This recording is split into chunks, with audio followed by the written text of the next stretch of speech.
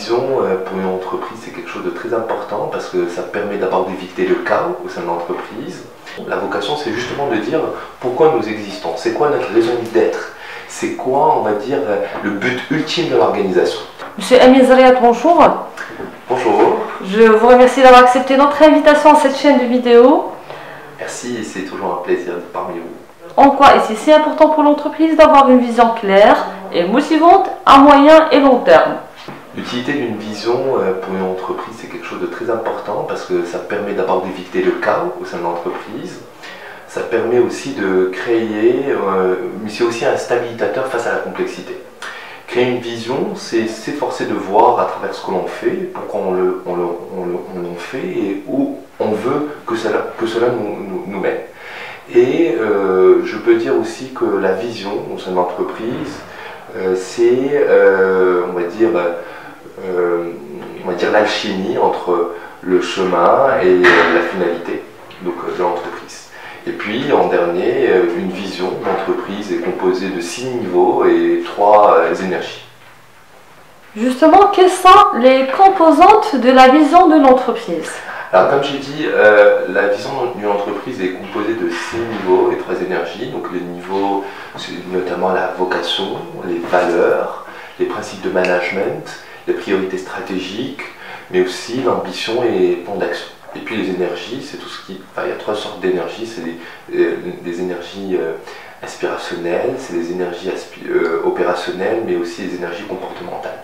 Par rapport en fait aux 6 niveaux, donc d'abord c'est la vocation. La vocation, c'est justement de dire pourquoi nous existons, c'est quoi notre raison d'être, c'est quoi, on va dire, le but ultime de l'organisation.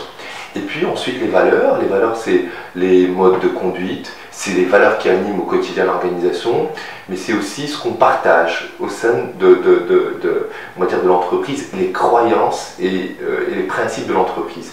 Et ça, c'est très important de véhiculer l'ensemble de ces valeurs, l'ensemble de ces principes et de ces modes de conduite aux collaborateurs. Et ça permet en fait aux collaborateurs de porter le projet de la vision de l'entreprise. Ensuite, il y a l'ambition. Donc l'ambition, c'est de dire, voilà, c'est quoi l'objectif qu'on souhaite atteindre, c'est quoi le défi à relever sur, on va dire, le moyen terme, mais même à long terme. Il y a aussi les priorités stratégiques.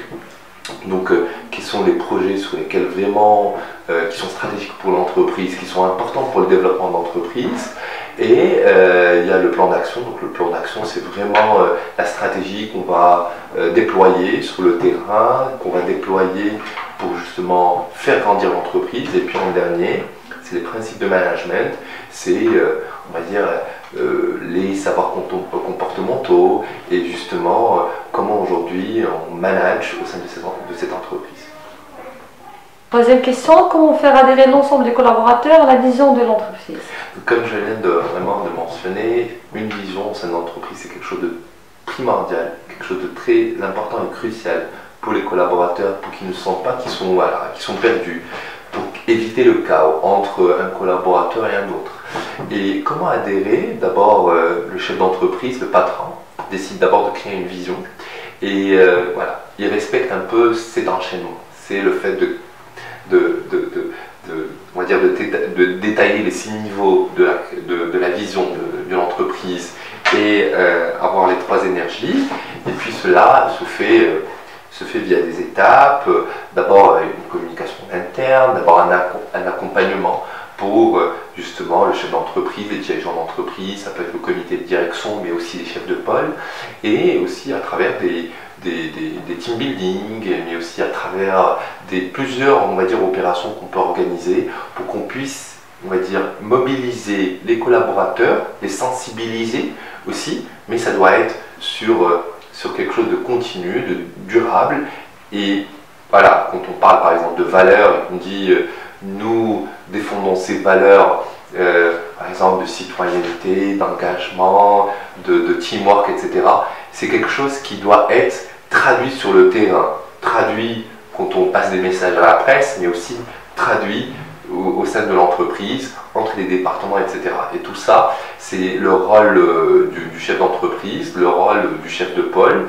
Et voilà, donc si les rôles et si le chef d'entreprise décide de faire cela, je pense que